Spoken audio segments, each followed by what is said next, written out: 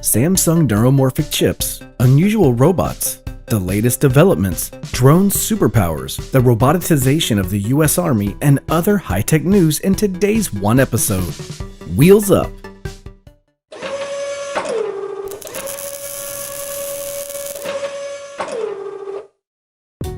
Samsung, together with scientists from Harvard, presented a new approach to reverse engineering the brain based on memory chips.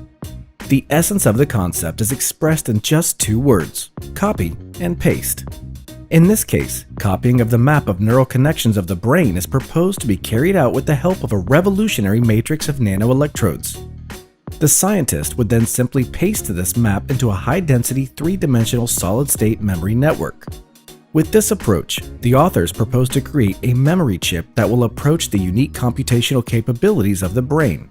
It will have low power consumption, be easy to learn, adapt to its environment, and even be autonomous and support cognitive functions. Remember that so far, all of this is beyond the reach of current technology. Japan's Tetra Aviation has announced that it will begin delivering single-seat Mk5 vertical takeoff and landing electric aircrafts in late 2022. The device, with a battery capacity of 13.5 kilowatt-hours, can carry a pilot with a paddle of less than 91 kilograms for distances up to 160 kilometers and hit speeds of 160 kilometers per hour. The company recently showed another test of the Mk5 SN2 prototype in the unmanned mode. There's currently some orders for the electric plane, but only customers with a private pilot's license will be able to buy one. This is due to the fact that Tetra Aviation is going to register the device as a homemade experimental model.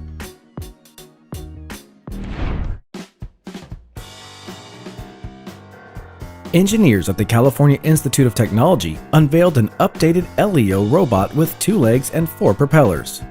The LEONARDO robot uses synchronized control of thrusting propellers and leg joints to realize smooth transitions between flight and walking modes. It follows a smooth flight path to the landing point, matches the landing speed to the chosen walking speed, and triggers the walking phase when at least 1 foot touches the ground. After landing, the robot continues walking, tracking its trajectory, and this allows Leo to skateboard and perform other tricks. The downside of this design is that it has to be very light, which reduces the viability of the robot when walking and performing tasks. Also, the thrusters are angled to the hull, which reduces their effectiveness when flying, and as a result, a 2.5 kilogram robot can walk for 3.5 minutes or fly for about 100 seconds. But this project is evolving. Autonomous racing drones have learned to traverse a forested area at 40 kilometers per hour. Conventional obstacle avoidance involves collecting data from sensors, creating a map based on that data, and finally making a plan based on that map. The approach works, but it does take time, so robotic engineers at the University of Zurich partnered with Intel to develop a system in which the drone could perform a direct comparison of the input from the Intel RealSense 435 stereo camera with real-time collision-free trajectories. They were able to do this through simulation. The drone was trained like a real pilot, trying to make mistakes, gradually gaining speed and experience only in simulations. And the engineers managed to make the transition from simulation to real conditions without losing the quality of training. Researchers from the Massachusetts Institute of Technology have created a robotic system that can find small objects among haphazardly scattered things. The RFusion system is a robotic arm with a camera and RF antenna attached to the grip. It combines signals from the antenna with visual data from the camera to locate and retrieve objects, even if the object is buried under a pile of junk and completely out of sight. Of course, the task of finding lost keys is only an illustration of the system's capabilities. However, in the future, it will be used for searching, sorting, and other tasks in warehouses and beyond.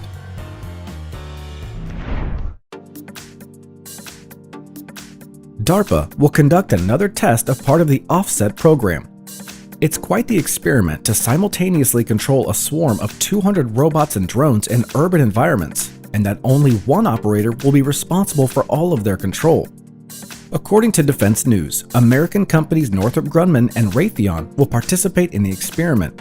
Northrop Grumman will test the RISE system, which allows the operator to set tasks for unmanned systems with the help of sketches on a tablet.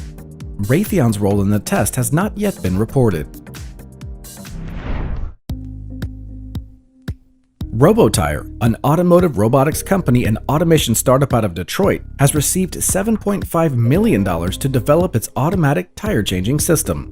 The company plans to use the money to make its solution more accessible to consumers. Robotire's patented system reduces tire-changing time to 15 minutes. A Saildrone marine drone has been in the middle of a hurricane in the Atlantic Ocean and sent developers a video from inside. The drones are designed to collect autonomous oceanographic and atmospheric data and can stay afloat for up to 12 months.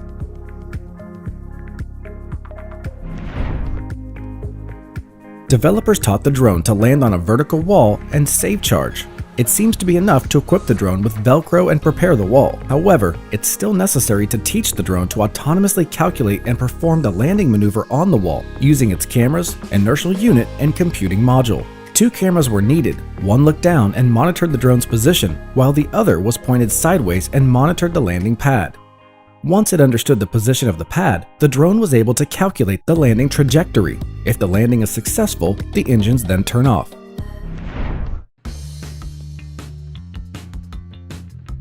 A U.S. civilian drone set a new record for the longest time in air. The drone Villa Unmanned spent 8 days and 50 minutes and 47 seconds above the ground, covering almost 20,000 kilometers. At the same time, developers say their device can do better, namely, to fly for 10 days while carrying up to 3.5 kilograms or transfer almost 70 kilograms at distances that can be covered for 3 days. This drone, weighing less than 600 kilograms, can reach speeds of 450 kilometers per hour. The drones were taught to land independently to recharge, so they can work forever without human help. Researchers from RoboWork Lab at the University of Nevada created the Mini-Hawk, a 3D printed vertical takeoff and landing aircraft for research projects. They then equipped it with an open source flight control system and autopilot software. The cherry on the cake was the ability of aircraft-type drones to combine into large models using simple magnetic mounts on wingtips, as well as their ability to migrate.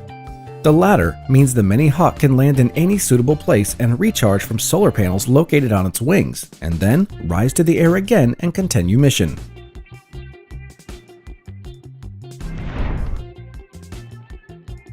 But in China, the drones failed. Instead of a light snow at the opening of yet another mall, viewers saw a rain of glowing drones. The drones rained down directly on buildings, cars, and people's heads. Luckily, no one was seriously injured.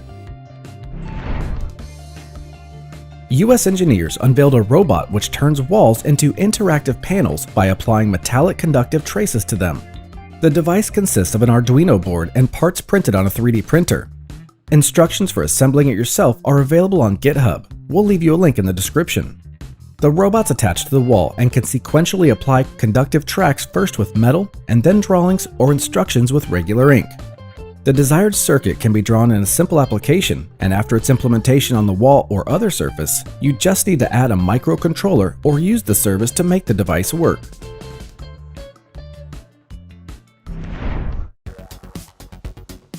Concern Automation National Engineering Corporation and T-Hunter will create a service to find cybercriminals by analyzing more than 40 public data parameters.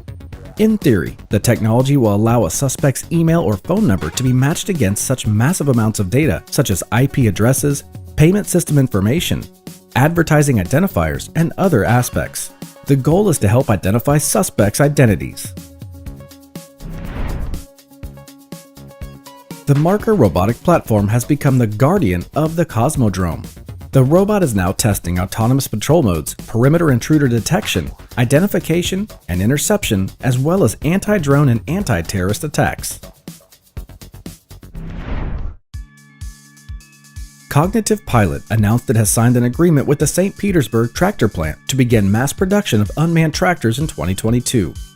The Cairo Vets tractor will be equipped with autopilot systems based on AI. So far, the machines will be able to follow a set trajectory autonomously, automatically control the optimum speed, stop in front of obstacles, and work in low visibility conditions. But in the future, it's planned to install the next version of the autopilot, which will allow the tractors to calculate the optimal route and redefine the course by visual landmarks, as well as to analyze the state of the soil and the crops. Subscribe to the Pro Robot channel, like this video, and don't miss any new episodes from the world of high tech.